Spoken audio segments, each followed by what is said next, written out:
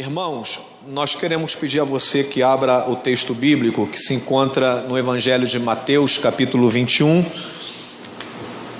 Mateus 21, nós vamos ler a partir do verso 28 até o verso de número 32.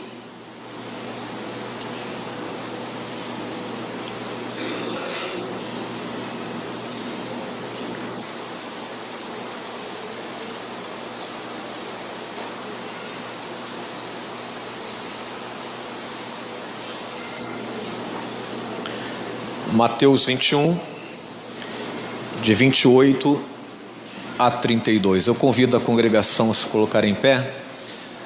Se alguém do seu lado não possui as escrituras, convide esse irmão a ler com você esse trecho da palavra do Senhor. Diz assim a parábola dos dois filhos.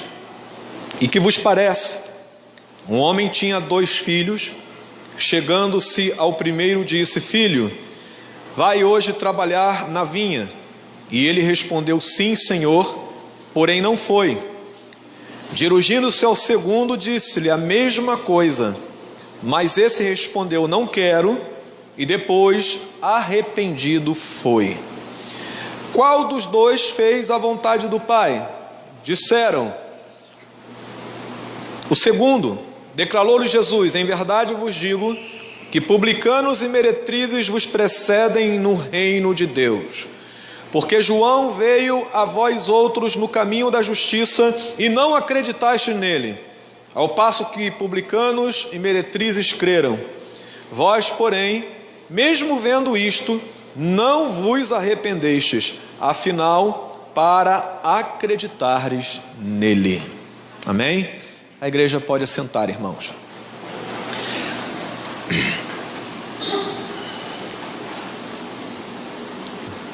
Queridos, algo interessante que nós aprendemos quando estudamos a vida de Jesus.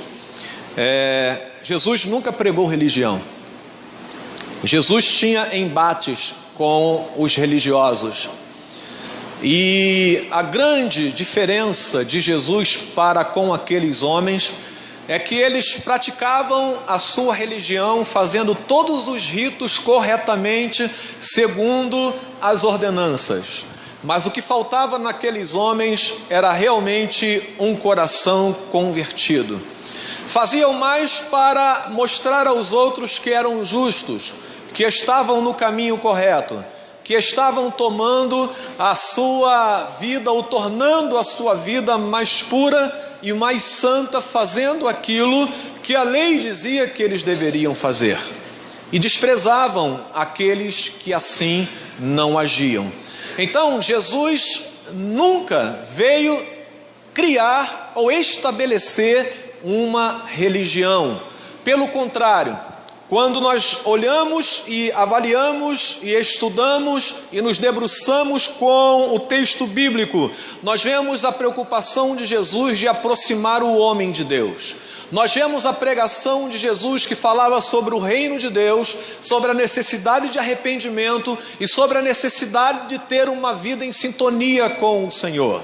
E aí, irmãos, isto enfurecia os religiosos e não fazia com que esses homens que tinham altas posições na sua religião tivessem em sintonia com a palavra e com a vontade de Jesus.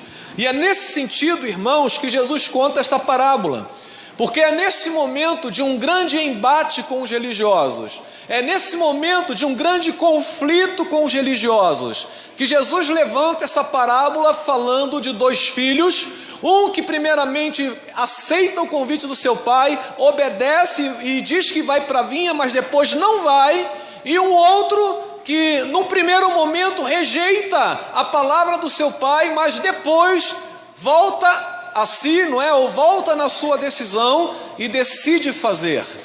E Jesus então, ele confrontando aqueles religiosos, ele faz uma crítica severa, tanto aos sacerdotes como aos anciãos do povo, que permaneciam insensíveis à pregação de João Batista. Olha o que acontecia no tempo que Jesus começou o seu ministério. João Batista pregava sobre o reino de Deus. Ele pregava sobre a necessidade de arrependimento. Ele pregava sobre a comunhão com o Senhor. E isto, irmãos, fazia com que muitos do povo voltassem para Deus e entregassem a sua vida para Deus. O que estava acontecendo aqui? As prostitutas estavam se convertendo. Os cobradores de impostos estavam se convertendo. Aqueles que eram considerados lixo da sociedade estavam se voltando para Deus, estavam abrindo o seu coração para Deus. E ao mesmo tempo que estas pessoas que eram lixo, consideradas lixo da sociedade, estavam abrindo o seu coração para Deus, aqueles que se achavam os santos, aqueles que se achavam os tais, aqueles que diziam que praticavam a lei de Deus, ignoravam a pregação de João Batista, dizendo: essa gente precisa de Deus, mas eu não tenho necessidade de Deus, porque eu já sigo o caminho da retidão. E aqui, irmãos, nós vemos também que os que pareciam dizer não para Deus, esses se converteram. Aqueles que estavam distantes do Senhor, aqueles que num primeiro momento escolheram uma vida de erro, uma vida de engano, uma vida tortuosa, esses que disseram não para Deus no primeiro momento, agora estavam dizendo sim, estavam abrindo o seu coração, estava tendo uma mudança de vida. As pessoas viam a diferença, porque aquela mulher não se prostituía mais, aquele homem já não explorava o povo, cobrando muito mais do que deveria ser cobrado nos seus impostos. Havia uma real mudança de vida na realidade daquelas pessoas. Esses que começaram mal estavam mudando de vida e terminando muito bem.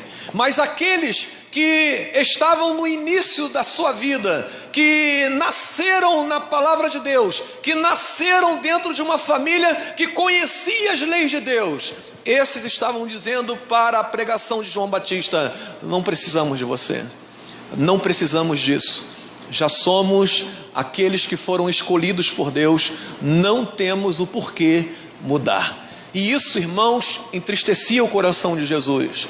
E Jesus então se revoltava contra essas pessoas, e ele falava contra essas pessoas. E quando ele não conseguia mostrar a essas pessoas, através das palavras, o que de fato elas deveriam aprender, Jesus tentava facilitar o entendimento dessas pessoas, falando através de parábolas, através de histórias, através de umas histórias simples, onde cada personagem tem o seu significado, e aonde ele queria mostrar para os religiosos que todos precisam de Deus, porque todos pecaram e destituídos estão da glória de Deus, segundo Paulo nos ensina no livro de Romanos.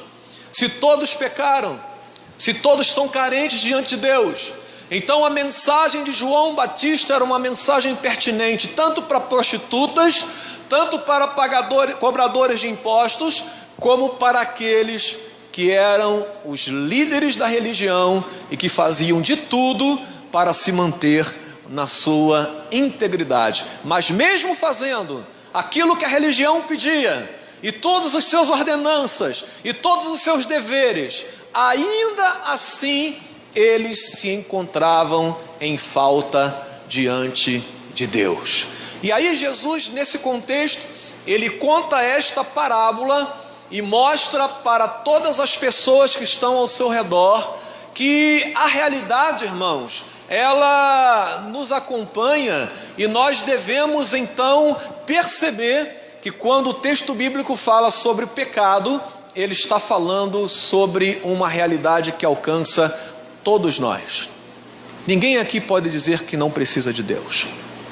Ninguém pode dizer aqui que pelo seu próprio caminho e pelas suas próprias escolhas pode continuar perseverando na sua caminhada com Deus. E Jesus, irmãos, ele conta essa história para mostrar a você e a mim, num primeiro ensinamento que eu gostaria de compartilhar com você, que nós precisamos aprender que todo aquele que está firmado em Deus, este persevera. A perseverança na fé não é um privilégio daqueles que se esforçam, porque se fosse pelo esforço do homem, o mais religioso de nós já estaria com seu lugar garantido na presença de Deus. Mas como eu disse para você, esses eram aqueles que Jesus mais tinha as suas discussões, porque Jesus queria mostrar que havia a necessidade de estar firmado perto dele para manter a sua firmeza, não apenas no começo da sua caminhada, mas em toda a sua caminhada. Vejam só, Jesus diz primeiro que o pai, ele diz ao filho mais velho: olha, vai trabalhar na minha vinha, cuida da minha vinha, prepara a minha vinha. E o filho então mais velho, ele diz o seguinte: tá bom, eu vou. Mas com o passar do tempo, aquele ok dele se transformou num não. Ele não foi, apesar de ter dito ao seu pai que ele iria. Ele não permaneceu no propósito de estar trabalhando na vinha do seu pai. E o que Jesus queria mostrar com a figura deste primeiro filho, que os judeus, irmãos, eles foram abençoados sendo o povo escolhido por Deus. Eles foram recebidos na presença de Deus como filhos amados, povo de Deus, e foi esse povo que recebeu a palavra de Deus. Moisés recebe os 10 mandamentos e assim, irmãos, outras leis para que o povo pudesse ser conduzido na presença do Senhor. E este povo, por diversas vezes, se desviou do seu caminho, mesmo tendo a lei de Deus nas suas mãos. E chega o tempo de Jesus, aonde os sacerdotes e os principais do povo chegam diante da mensagem de João Batista, uma mensagem de arrependimento, para que aquele povo de dura cerviz voltasse os seus olhos para o Deus verdadeiro e voltasse a uma comunhão íntima com Deus. E eles dizem: nós não precisamos de Deus, nós já temos o que precisamos, cumprimos tudo que nos é pedido, e isto nós entendemos que é suficiente. Jesus mostra que estas pessoas, elas estão muito longe da presença de Deus. Gente que pensa assim, que não precisa perseverar, que ela consegue caminhar com seu próprio esforço, que ela entende que estar diante de Deus é algo secundário, que ela não precisa, nutrir um relacionamento íntimo com Deus, mas ela faz as orações dela, ela lê a palavra, ela está na igreja, ela faz tudo aquilo que a religião pede que ela faça, mas sem essa comunhão com Deus, sem o arrependimento dos seus pecados, sem voltar a sua vida para Deus, é como se você fosse aquele filho que disse para Deus num momento que você iria fazer a vontade dele, mas depois, com a tua vida, com a tua prática, você desdiz aquilo que saiu dos seus lábios. Quando a gente vai viajar, a gente prepara o rumo da nossa viagem, e muitos levam um mapa, e agora já não está mais na época do mapa, mas você bota um GPS, alguns carros já vêm com GPS, e aí você coloca o destino ali da sua viagem no GPS e você espera simplesmente seguir as orientações do mapa ou do GPS que você vai chegar no seu destino. Agora imagine você, no meio do caminho, você virar para a pessoa que está do seu lado, tua esposa, teu marido, e falar assim: não preciso mais do GPS. Agora eu vou caminhar pela minha própria conta, não preciso mais desse mapa, agora eu vou caminhar pela minha própria conta, e não tem nenhuma placa no caminho, não tem nenhuma indicação, você simplesmente vai com a sua sabedoria, a sua vontade de chegar a algum lugar, mas você acaba no meio do caminho se perdendo. porque você deixou de lado aquilo que o levaria e o conduziria até o seu destino, o lugar que te leva à presença do Senhor. Quantas vezes eu já perdido, irmãos, e a Kelly fala para mim assim: Eli, tu tá perdido, né? Eu falei: que isso? Tô não, né? Mas tá. E às vezes a gente não quer reconhecer que nós estamos, né, perdidos. Mas a verdade é, irmãos, que nesse momento, quando a gente está na presença de Deus, quando nós estamos diante da palavra de Deus, a única necessidade que nós temos de fato é reconhecer que sem Jesus nós não somos ninguém e não chegaremos a lugar algum. Você pode frequentar a igreja todos os dias, você pode entrar para 30 ministérios na casa do Senhor, você pode cantar lindamente, você pode pregar muito belo, você pode ter grandes experiências na presença da igreja, mas se o seu coração não for quebrantado, se teu espírito não for contrito, se você não estiver na presença de Deus e dizendo: Senhor, eu preciso do Senhor, você não chegará ao teu destino. Queridos, a nossa doutrina nos ensina que Deus, Ele persevera e Ele mantém a tua integridade até o dia que o Senhor te chamar. Esta é a promessa do Senhor para aqueles que creem, porque aqueles que creem, a Bíblia nos ensina que nenhuma maneira o Senhor nos deixará.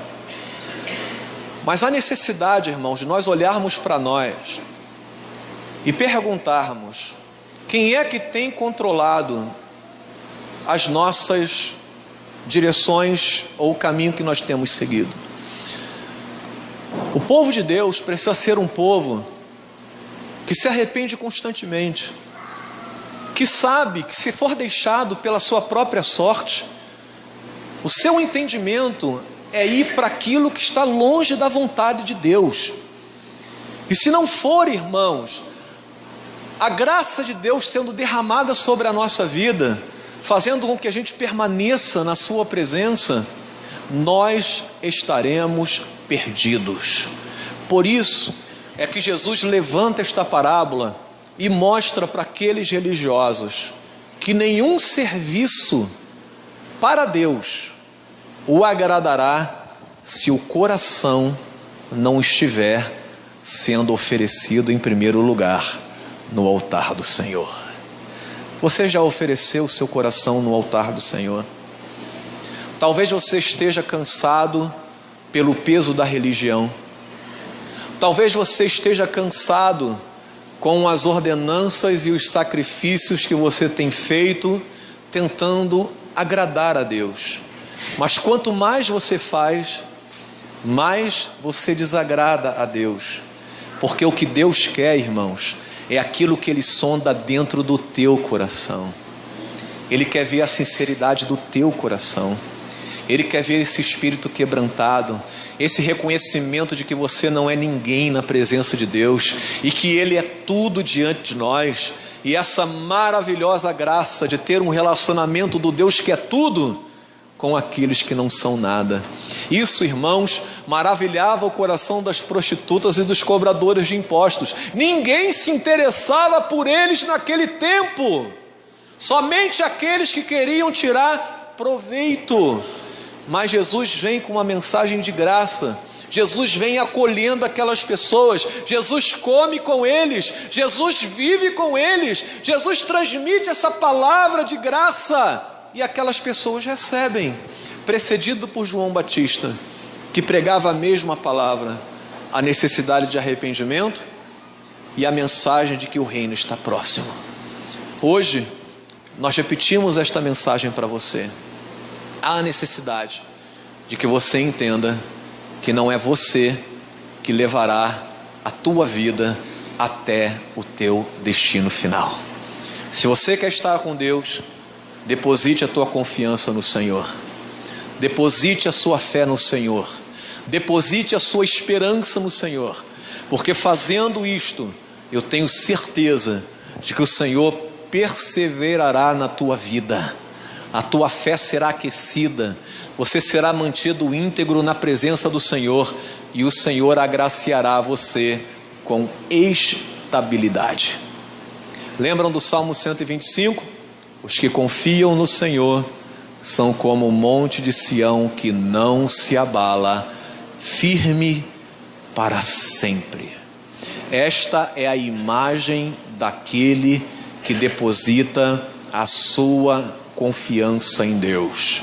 Essa era a realidade que Jesus queria mostrar para aquele povo que era muito religioso, mas o seu coração estava longe do Senhor.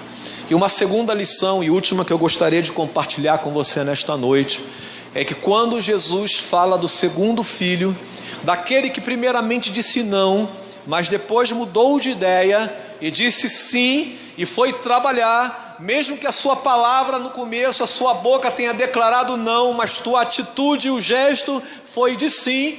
O que Jesus quer ensinar, irmãos, para a nossa vida com esse momento é que sempre há tempo para ajustes no rumo da nossa vida. Talvez, irmãos, jamais fosse alvo da misericórdia daqueles religiosos conversar com uma prostituta ou conversar com um cobrador de impostos. O cobrador de impostos era detestado pela nação de Israel. Primeiro, porque era do próprio povo. Então eram considerados traidores, porque estavam a serviço de Roma. Cobravam os impostos para o imperador e por isso eram detestados. E segundo, porque ao cobrarem os impostos ao imperador, também acrescentavam as suas taxas extras, os seus subornos. E isto então onerava muito o povo. Era uma gente que realmente era muito mal vista pela sociedade. E aquelas pessoas, irmãos, tiveram a oportunidade de serem alcançadas pela graça de Deus. João Batista pregava o arrependimento e a mensagem de fé alcançou o coração daquelas pessoas. E eles não apenas ouviram e consentiram com o intelecto, houve mudança de vida. Houve mudança de postura. Um exemplo desse era Mateus, cobrador de impostos. Quando Jesus vai lá e chama aquele homem para se tornar o seu discípulo, ele abandona tudo e segue ao Senhor Jesus. Essa é a mudança de vida que ocorre em todo aquele que tem contato com a mensagem de graça e abre o seu coração para recebê-la. A mudança de fato. E nunca é tarde para uma mudança de rumo na vida de qualquer pessoa. Talvez você esteja dizendo, mas eu nunca me prostituí. Ou talvez você esteja dizendo, mas eu nunca subornei ninguém. Mas esse é o problema. A gente pensa que pelo fato de não termos roubado, matado, nem feito mal para ninguém, a gente é melhor do que outras pessoas que fazem coisas terríveis aos nossos olhos. Somos tão pecadores quanto eles. E era isso que Jesus queria mostrar para aquelas pessoas. Que até eu, como pastor, e você, como membro da Igreja Presbiteriana de Marechal Hermes, temos os nossos erros, temos os nossos pecados. E nunca é tarde para você voltar atrás e desfazer aquilo que um dia você fez com tanto prazer, mas que desagradava o coração de Deus. Esse é um momento de reflexão, irmãos, e é um momento de reflexão dentro do nosso interior, porque o que estava acontecendo com essa gente é que eles julgavam a vida dos outros, e eles diziam, como Jesus pode comer e sentar-se ao lado de gente como esta? E Jesus estava mostrando para eles que não eram os médicos, ou melhor, não eram os sãos que precisavam de médicos, mas eram os doentes. O médico tem que estar aonde há doença. E nesse caso aqui, os doentes, de fato, que não estavam querendo ser tratados, eram justamente aqueles que negavam que estavam doentes. Qual é a grande dificuldade?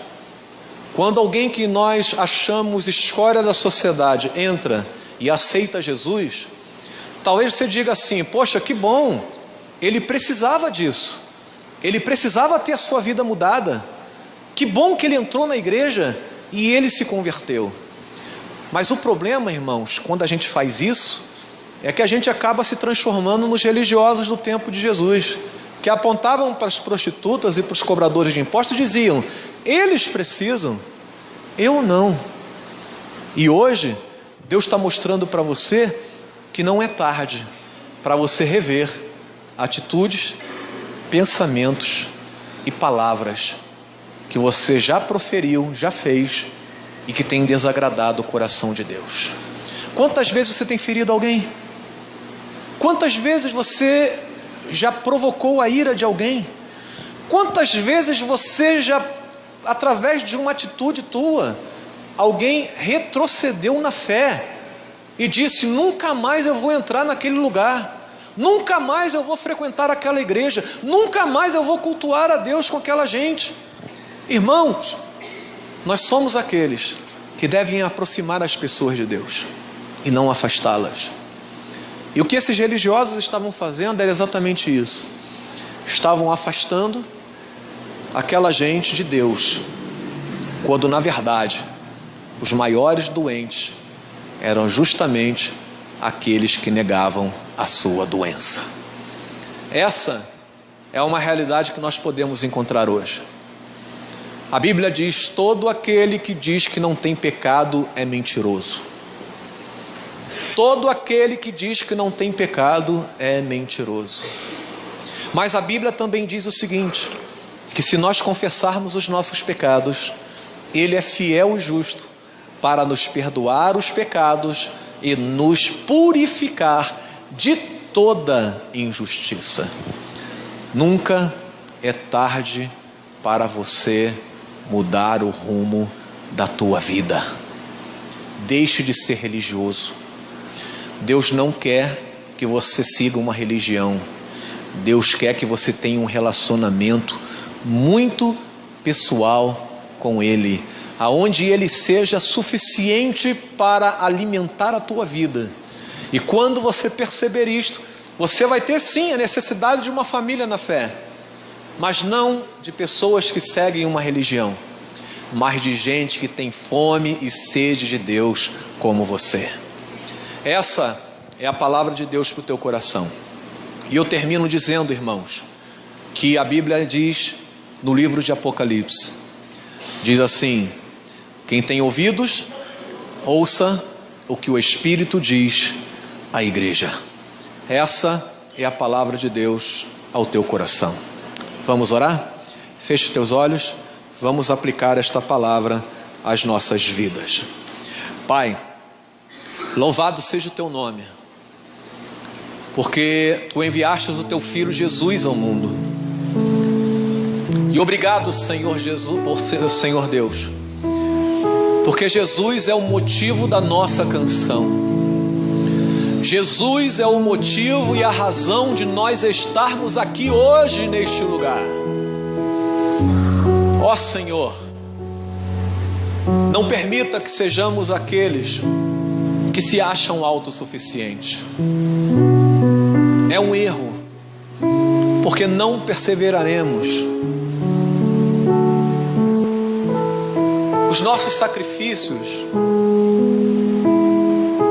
aquilo que fazemos, não tem nenhum sentido se Cristo não estiver nesta relação. Por isso, Senhor Deus, permita que sejamos como aquele filho que, apesar de o início ter dito não, ele fez a vontade de Deus. Ele mudou o rumo da sua vida. Ele mudou as suas atitudes, os seus pensamentos. gente que odiava e agora ama, gente que era indiferente e agora sente a necessidade do próximo, gente que era arrogante e agora se tornou humilde, gente que era religiosa e agora tem comunhão com Deus. Senhor, permita que nesta noite os nossos olhos sejam abertos, e sejam abertos para esta realidade, de que se Jesus não tiver na nossa vida, isso é mera perda de tempo. Estarmos aqui, Senhor Deus, é mera perda de tempo, porque Tu não estarás neste lugar, Tu não estarás nas coisas que estamos fazendo, Tu não estarás no nosso pensamento nem na nossa atitude. E o que nós queremos é que o Senhor esteja conosco em todo momento. Por isso, Senhor, muda o rumo da nossa vida, muda a nossa história. E se porventura temos vergonha daquilo que fizemos, e devemos ter, que tenhamos, Senhor Deus, a satisfação de ver a nossa história sendo escrita novamente pelo poder de Deus. Deus tem poder, e mesmo que o homem diga que não pode, Deus pode, porque Deus tem todo o poder. Ele mudou a vida de prostitutas, Ele mudou a vida de ladrões, Ele mudou a história de gente que era indigna como nós, e que foi aceita na presença de Deus. E quem somos nós para dizer que temos alguma coisa para oferecer a Deus, que não seja um coração contrito, um espírito quebrantado e uma vida que reflita esta fome de Deus? Ó Deus, fala aos nossos corações, mas não apenas fala, Senhor, muda vidas nesta noite, muda histórias nessa noite, muda nomes nesta noite, porque assim Tu fizeste com Teu servo Abraão, mudou o nome, mudou a vida. Assim Tu fizeste com Teu servo Jacó, mudou o nome, mudou a vida. Assim Tu fizeste com a Tua serva Sara, mudou o nome, mudou a vida. Assim Tu fizeste com o Teu servo Paulo, mudou o nome, mudou a vida. Muda, Senhor, o nosso nome de gente indigna para servos de Deus, de escravos do pecado para escravos de Jesus, de homens e mulheres que têm uma nova história num encontro belo e maravilhoso com o Seu Senhor. Ó Deus, que isto se reflita na nossa família, que isso reflita nas nossas relações, que isto reflita nos nossos ministérios, para a glória de Deus. Nós oramos e consagramos este momento em nome de Jesus. Amém. Louvado seja o nome do Senhor. A igreja pode se colocar em pé, irmãos. A gente pode cantar um cântico para fechar esse momento de reflexão, dizendo: Jesus é o motivo da minha canção. Vamos louvar o nome do Senhor. E você tem a oportunidade de, ao cantar isto, você reafirmar aquilo que foi falado aqui nesta noite, que a tua relação com Deus não é uma religião, mas é uma relação de amor com aquele que mudou a história da tua vida. Vamos louvar a Deus com esse nome?